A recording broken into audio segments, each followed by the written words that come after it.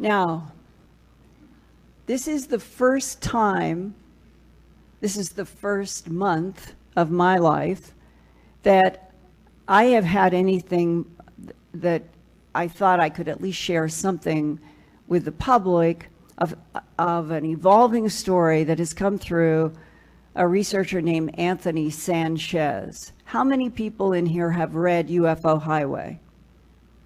Maybe 7.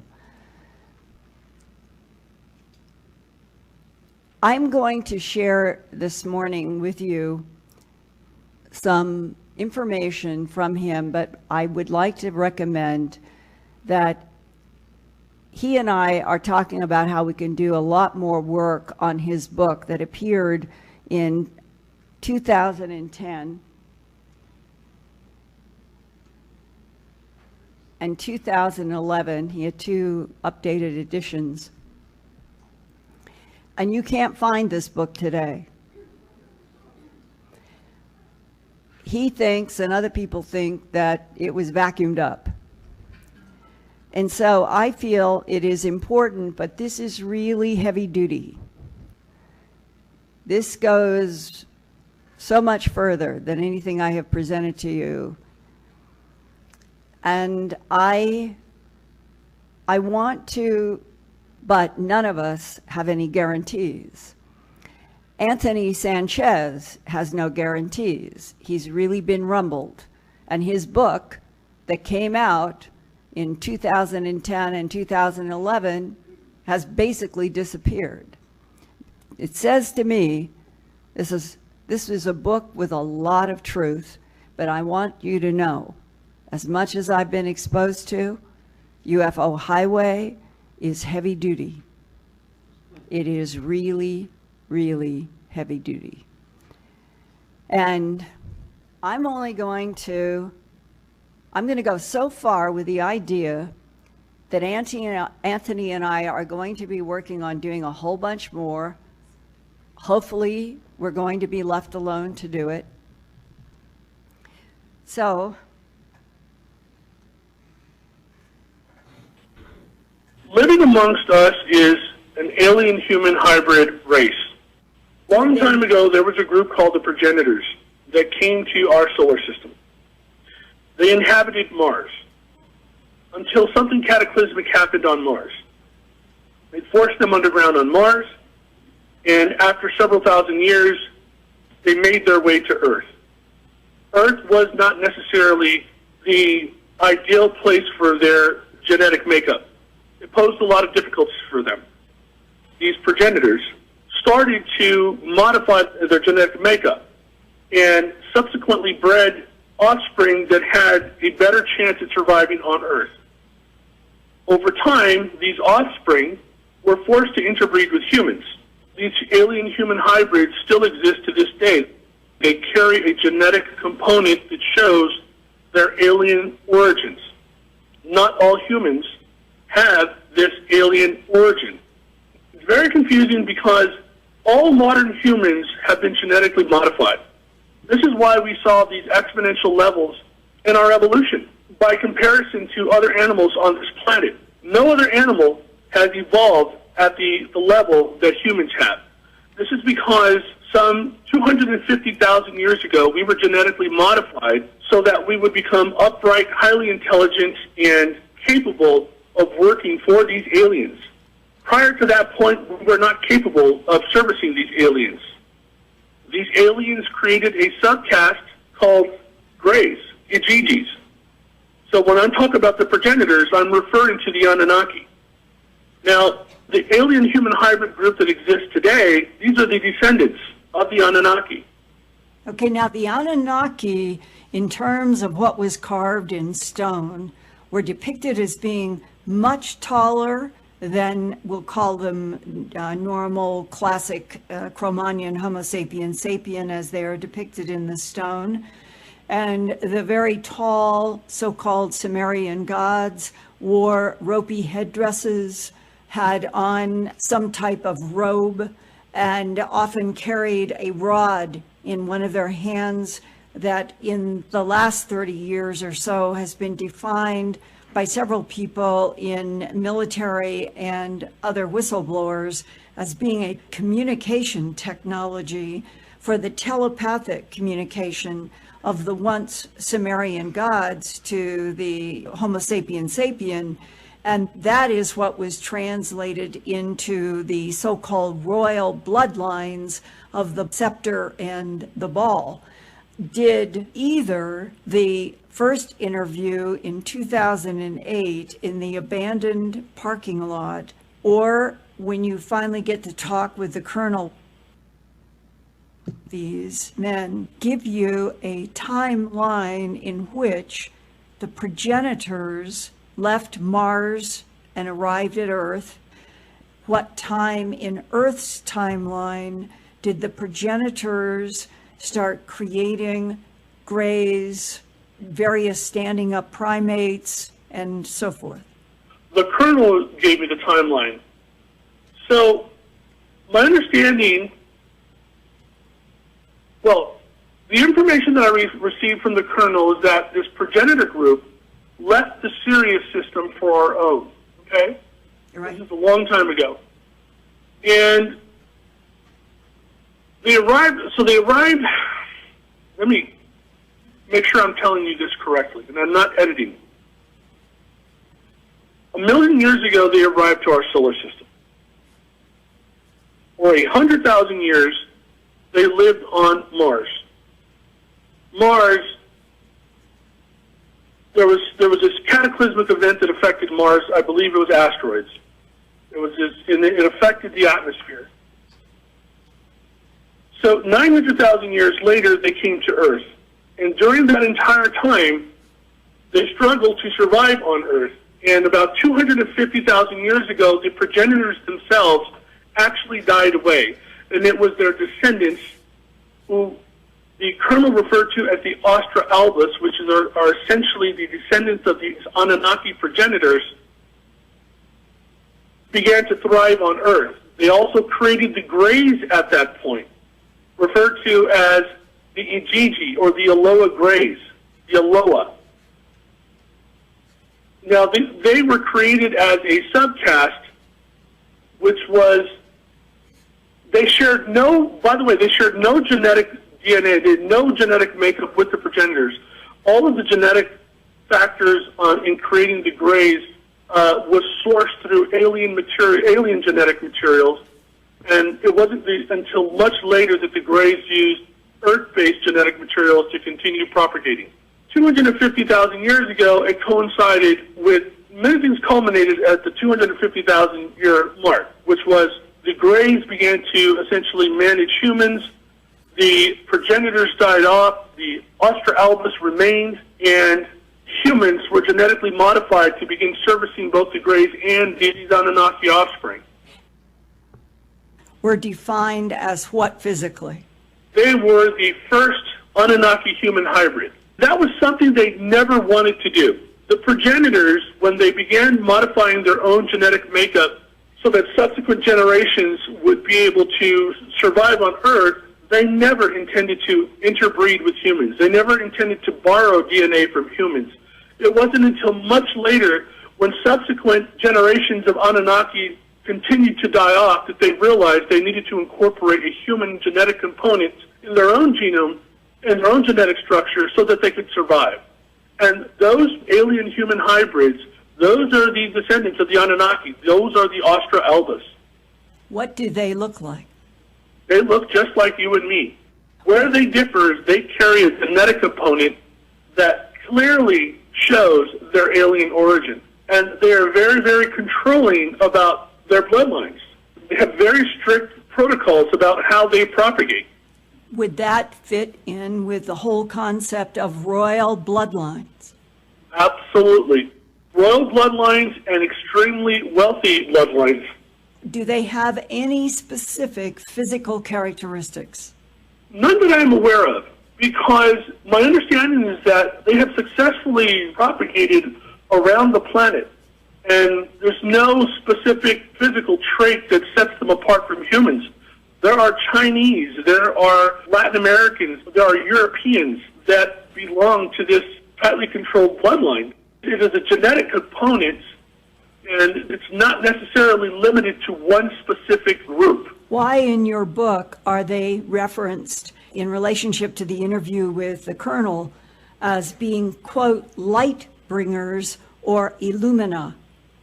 I think that has to do with the fact that over time, these groups have emerged, these secret societies have emerged, and one of them being the Illuminati, and the groups essentially refer to some of the symbolism behind the origins that ultimately culminated into the names that they use for their groups.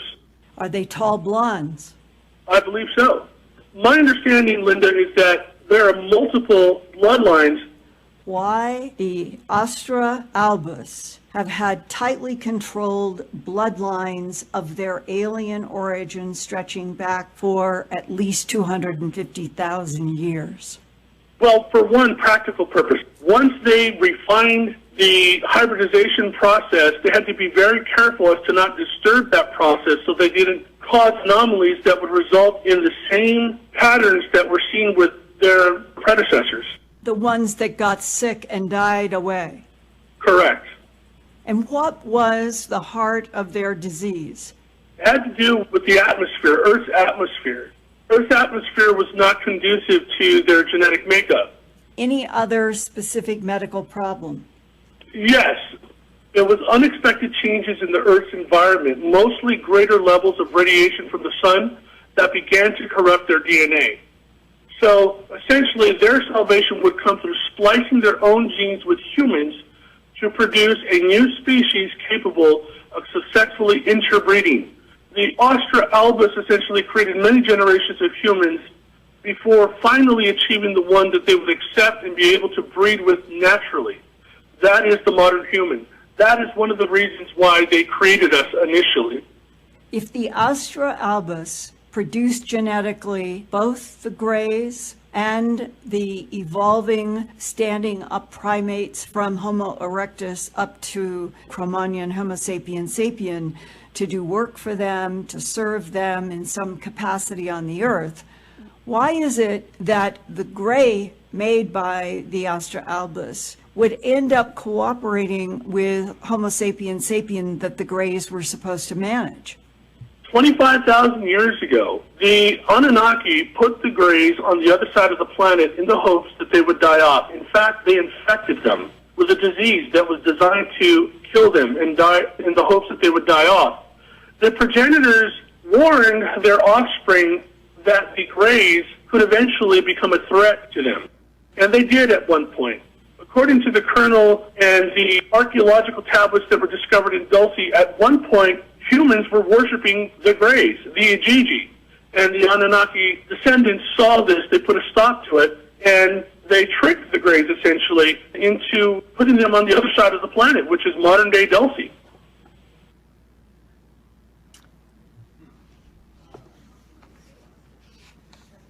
So,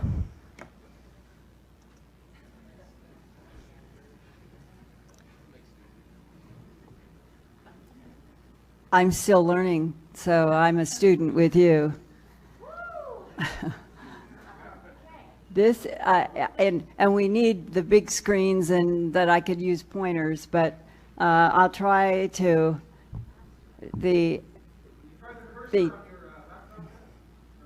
no. So where did the progenitors come from? They came from Sirius AB.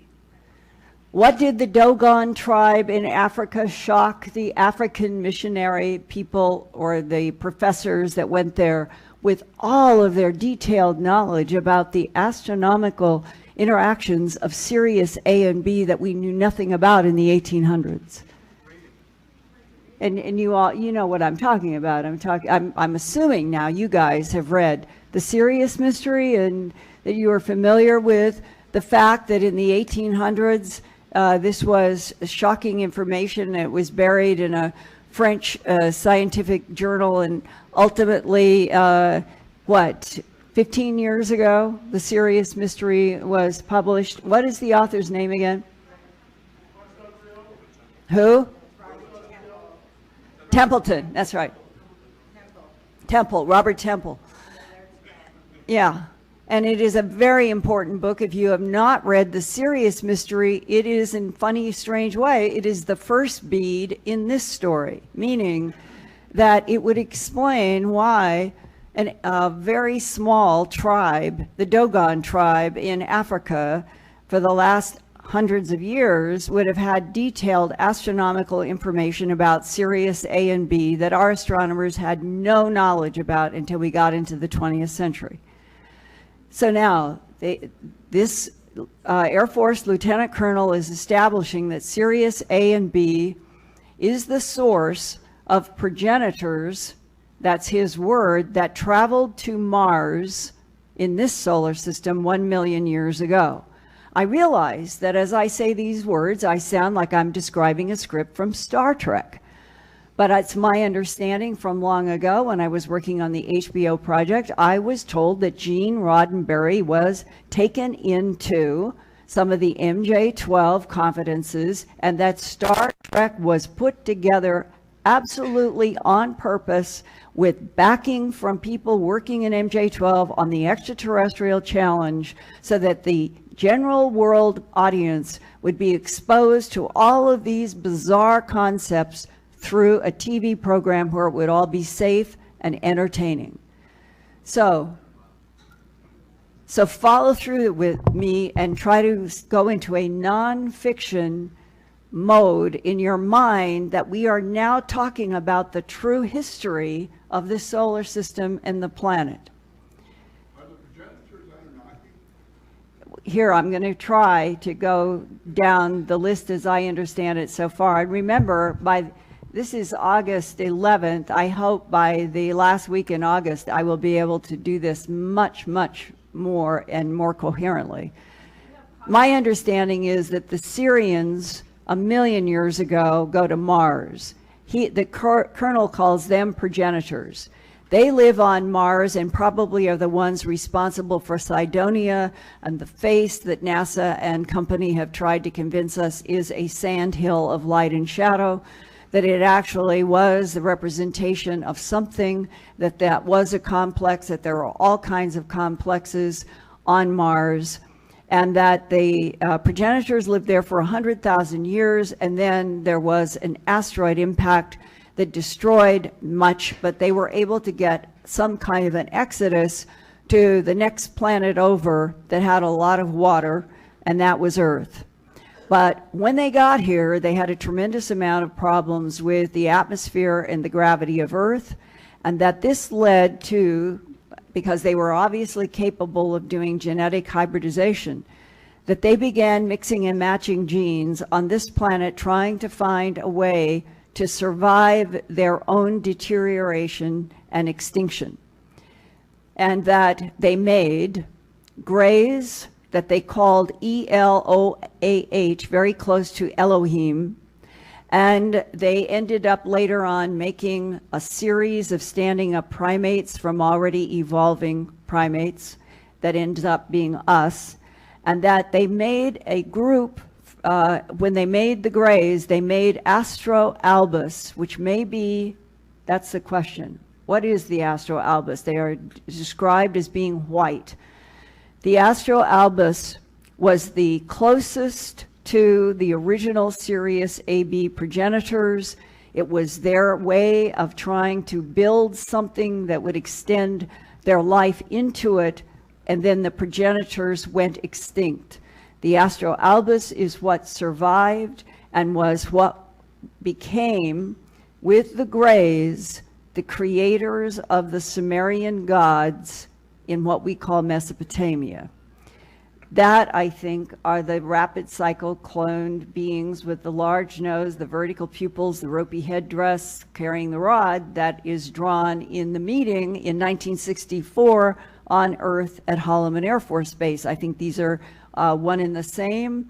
The Astro Albas would have the ability to also do this rapid cycle cloning and extend whatever its need for human form, or we'll call it the archeloid form, so that they could sustain life on Earth.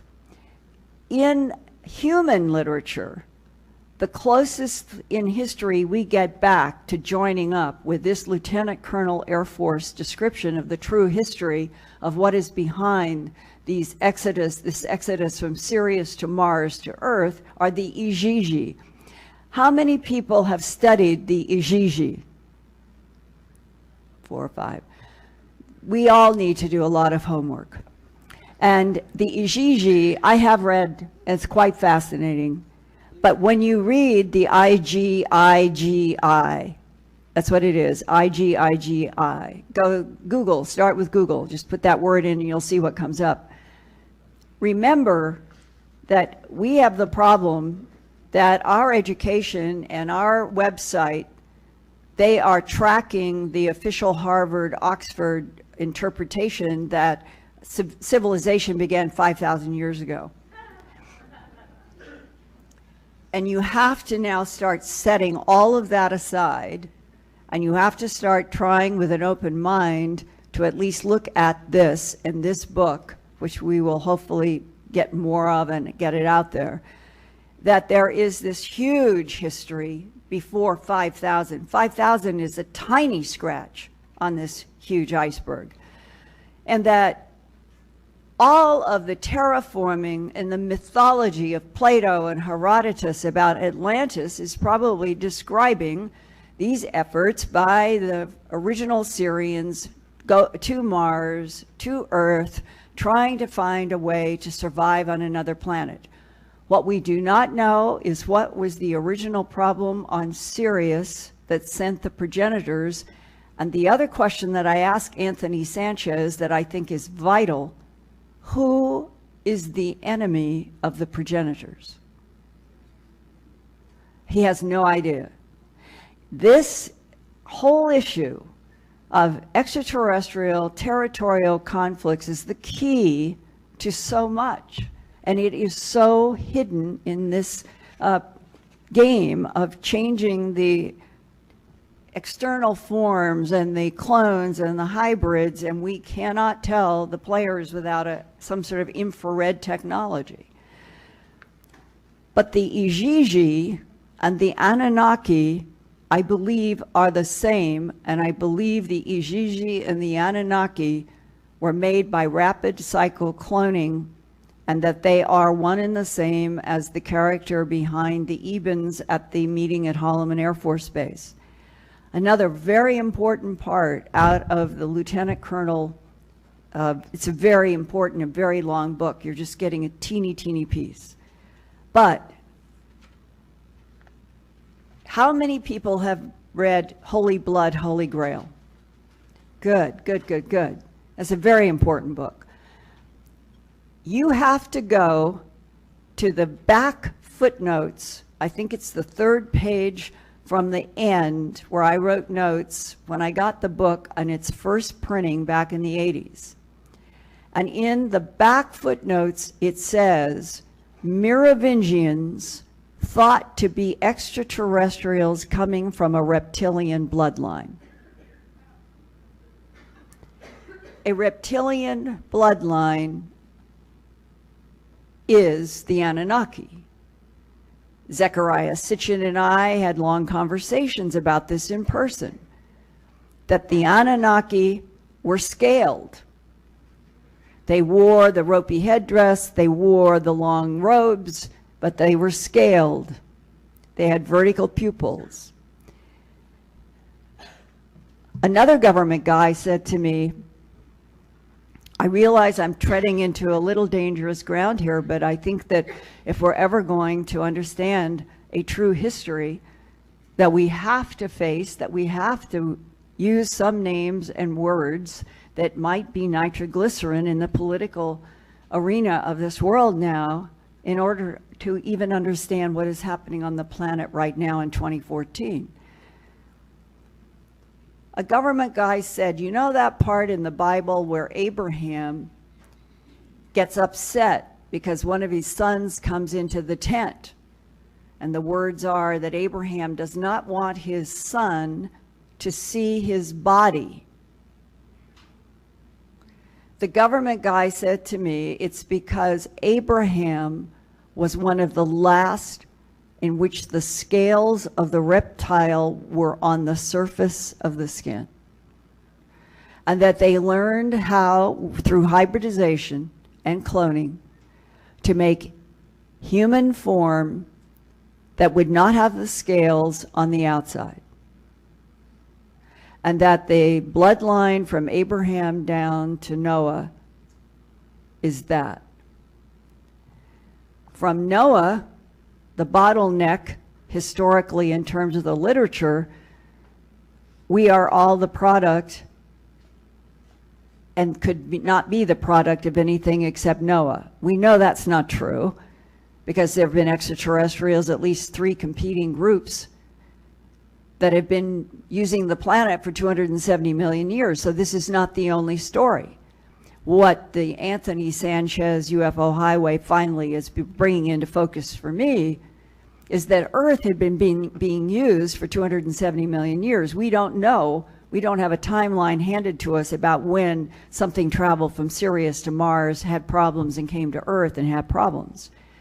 But let's assume that Earth was being terraformed and harvested by other extraterrestrial civilizations. The entry of the Sirius exodus from Mars would have been another geopolitical territorial pawn on the Earth chessboard. This may be where all of these conflicts and descriptions of a long-going war between the Ebens and the tall blondes, that seems to be a common denominator, that is part of the issue. What is allowable to do with life? What is allowable to do with hybrids and cloning? We don't have those answers, but suddenly I'm beginning to see how you can get conflict between extraterrestrials if there is an exodus from a solar system or within a solar system that ends up on a planet where something else is already working.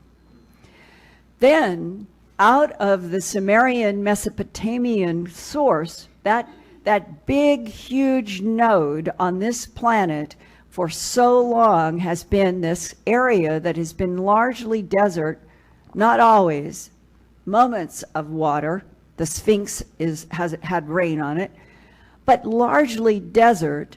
And it's my understanding that the Eben types have to be in some sort of warmer air, and that the Nordics hate warm air. They want it colder, just like we want air conditioning or not. So there is some sort of a beginning to have a gestalt of different life forms with different needs that are on a planet, and they are all trying to come up with what they want, what they need, and they collide with each other. And that the whole concept of the Mesopotamian group, Holy Blood, Holy Grail, the Merovingians being an extraterrestrial bloodline that was reptilian. Where did that Merovingian bloodline go? If Jim Mars were here, he could give you another 3 hours on that. His Rule by Secrecy book is vital. Rule by Secrecy, what was it about? That the Merovingians coming with vis-a-vis the Anunnaki in Mesopotamia, they end up going into Europe, and that the Chateau Lorraine with that gigantic 5-star, I'm going to call it landscaping geometry, like the first huge crop formation, only it's a land formation, and it's in France, and it is real. It is a 5-pointed star. It is superimposed on the Rennes-le-Chateau geography.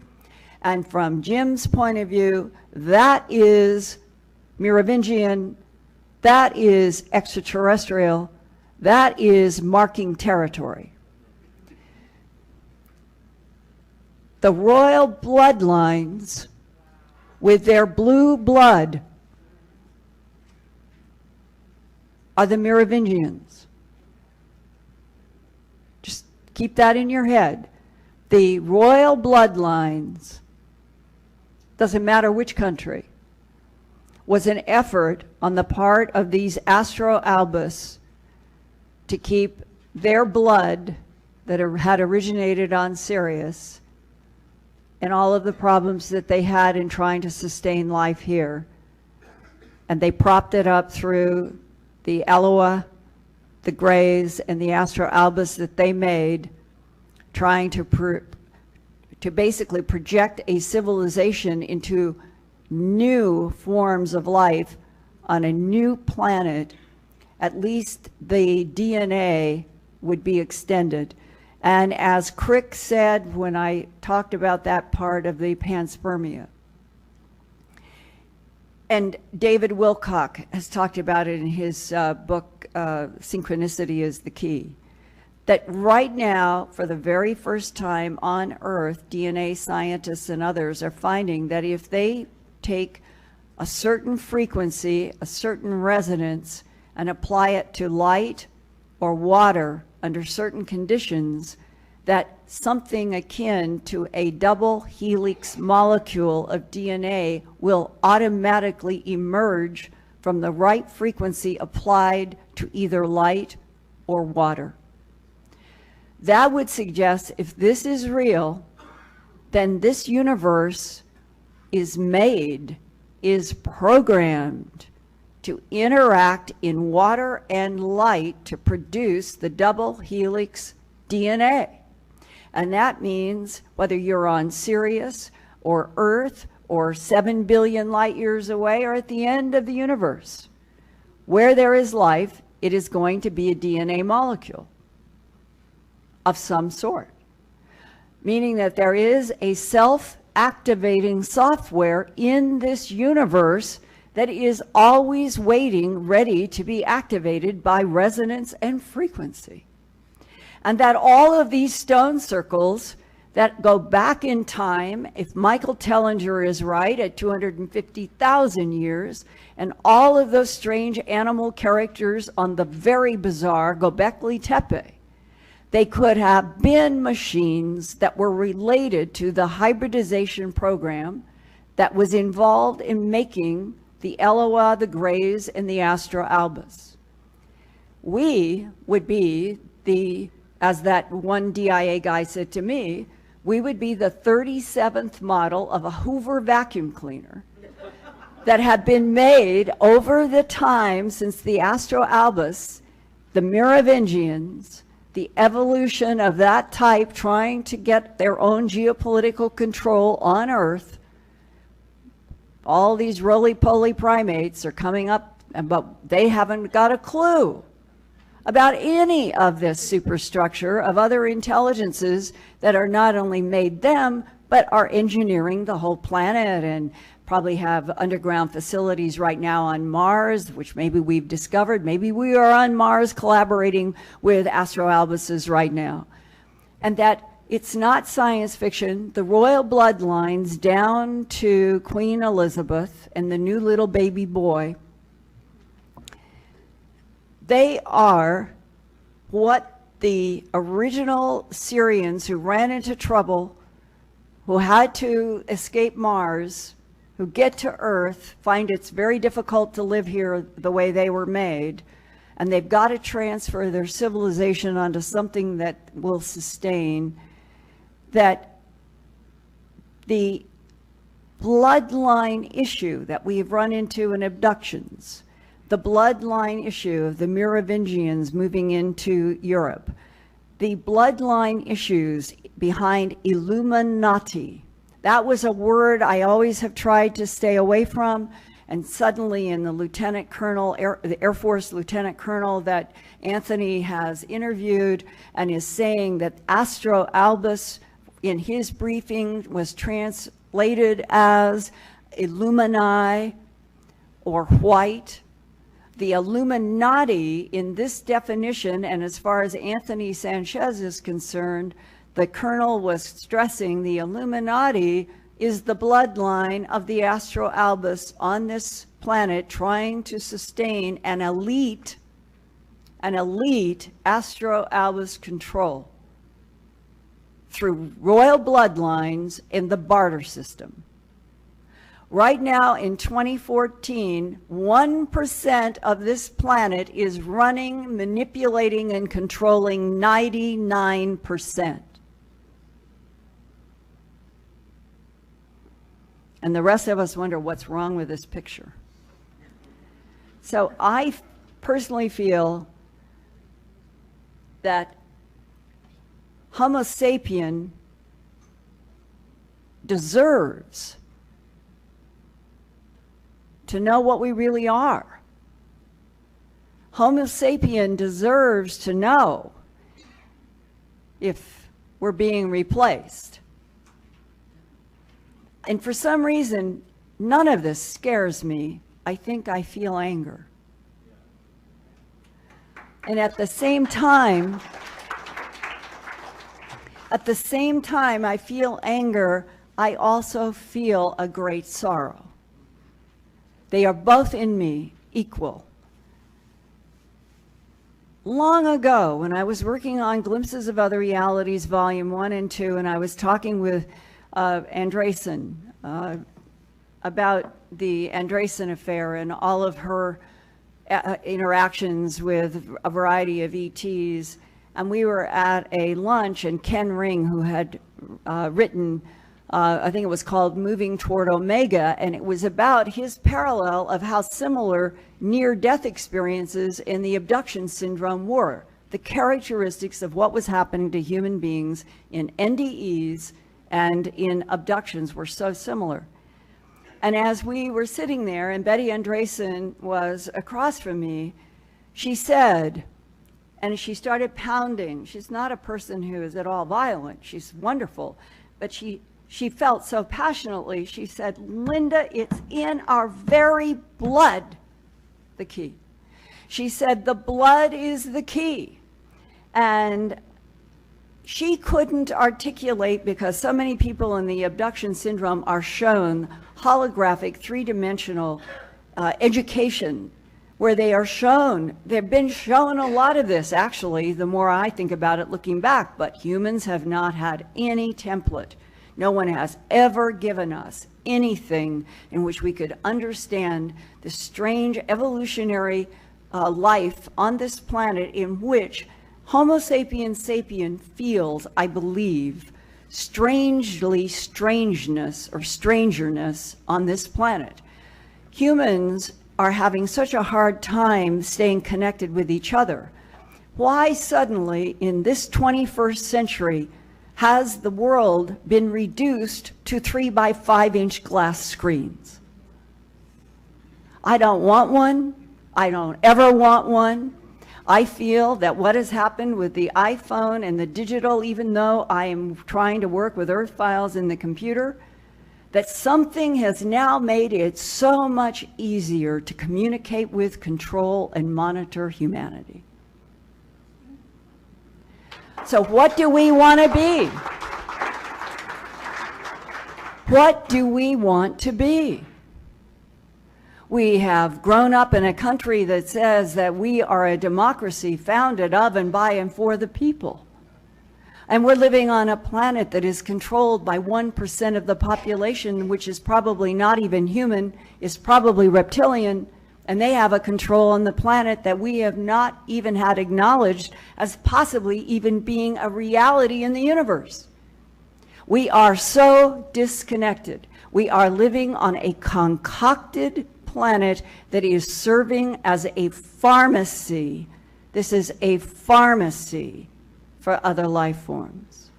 Humans need pharmaceutical help of a nature in truth. Maybe if we knew all of this for real, maybe if we had a government that had the press conference of all centuries, we're just going to say it and let the chips fall where they may. I absolutely think that the current Pope in Rome could stand up next to that president and go like this, because all of this is about life forms in this 13.8 billion year universe that must have hundreds of millions of planets with life.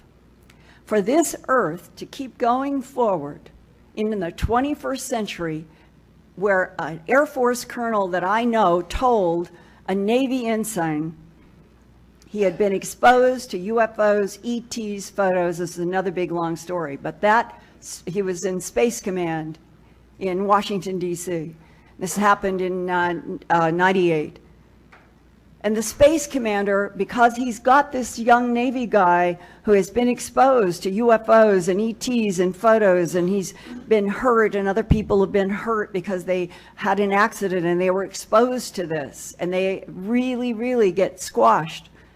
And the Space Command guy is talking to this one because the four-star space commander wants to know what they saw, because the four-star commander does not have special access to the photos of extraterrestrials that are hidden by a tiny few. Imagine this. So you get the commander of a unit in Washington, D.C., who brings in this poor, scared, trembling Navy guy who has seen these photos and tells him, yes, yes, we call them EBINs, extraterrestrial biological entities. That is at least a truthful statement. And then when the Navy ensign says to him, well, when are you going to tell the American people? And the guy answered immediately, the four-star, never, never.